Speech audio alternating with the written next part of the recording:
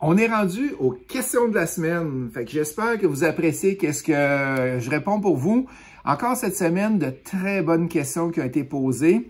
Il y en a une un petit peu plus longue. On va commencer avec Jeff qui nous demande, en incorporation, suis-je mieux de créer une incorporation pour chacun des immeubles à acquérir?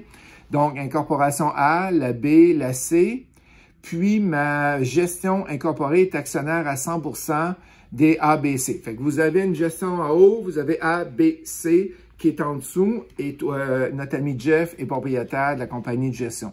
Je demande ça car dans l'optique que je décèle des deals et que je veux le vendre jusqu'à 50% des immeubles incorporés à des actionnaires différents pour récupérer une partie de ma mise de fonds en revendant à la juste valeur marchande tout en conservant une partie des immeubles. Dans ce cas, comme le nouveau actionnaire de chaque immeuble ne ferait pas la gestion, mon gestion Inc.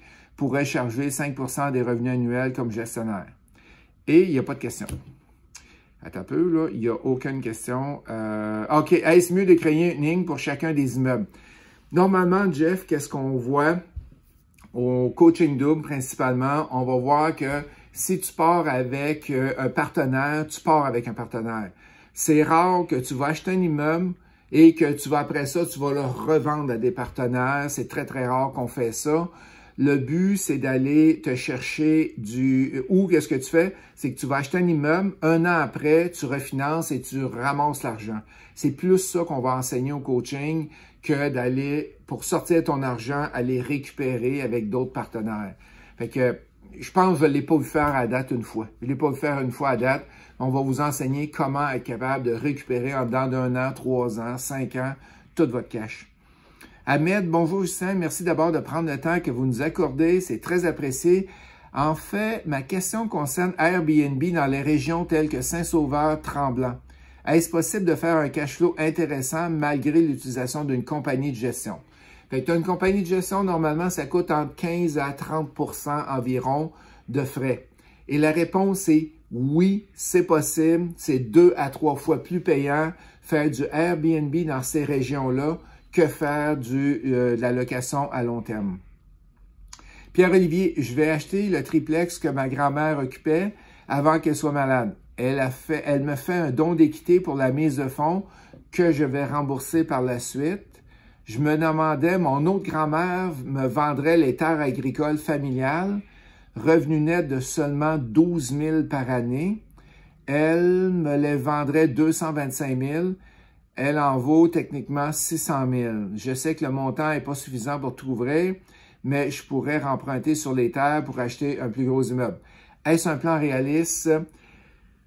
Difficile à dire juste comme ça, là, sans faire aucun calcul, mais qu'est-ce que je te dirais? Va donc voir un banquier, voir si tu es capable de refinancer une terre et jusqu'à où tu pourras aller refinancer la terre. S'il te donne un bon montant, ben oui, tant mieux, vas-y, c'est une bonne technique, mais si tu n'es pas capable de refinancer, parce que je ne suis pas un spécialiste dans les terres agricoles, qu'est-ce que tu es capable de refinancer ou pas? Je ne suis pas la bonne personne, Pierre-Olivier, pour être capable de répondre à la question. S'il y a quelqu'un qui est en ligne et qui est capable de répondre à la question de jusqu'où tu es capable de refinancer, ça vaudrait la peine si vous pouvez juste l'écrire dans le bas. Nicolas, bonjour, moi et ma femme avons 40 ans et aimerions acquérir un condo en Floride. Le but est de passer 6 mois par année à notre retraite. Fait que là, on met la retraite à 65 ans. Fait qu'il reste 25 ans avant votre retraite. Quelles seraient les premières étapes? Première étape à faire, vérifie si tu es capable de louer le condo en court terme ou sinon en long terme.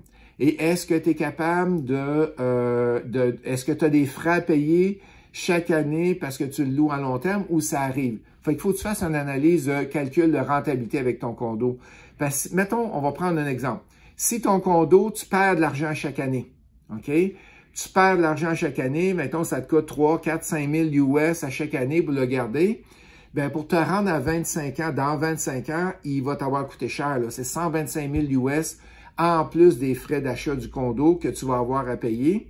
Tandis que s'il fait 0, OK, parfait, il ne coûte rien. Tandis que si tu fais du profit, bien là, c'est la différence. Première étape à faire, vérifie le calcul si ça fonctionne.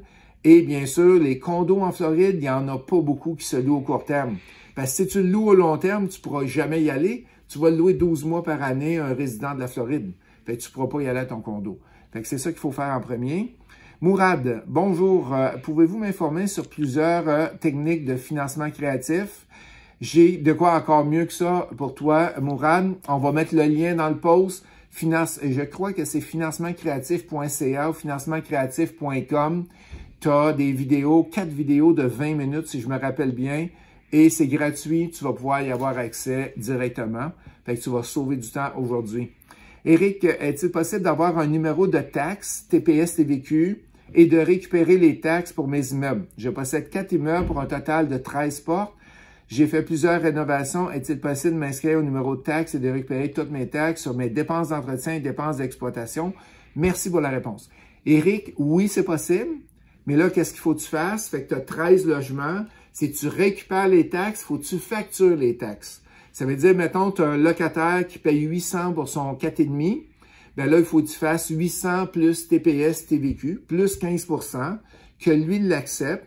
Et après ça, tu peux aller récupérer tes taxes.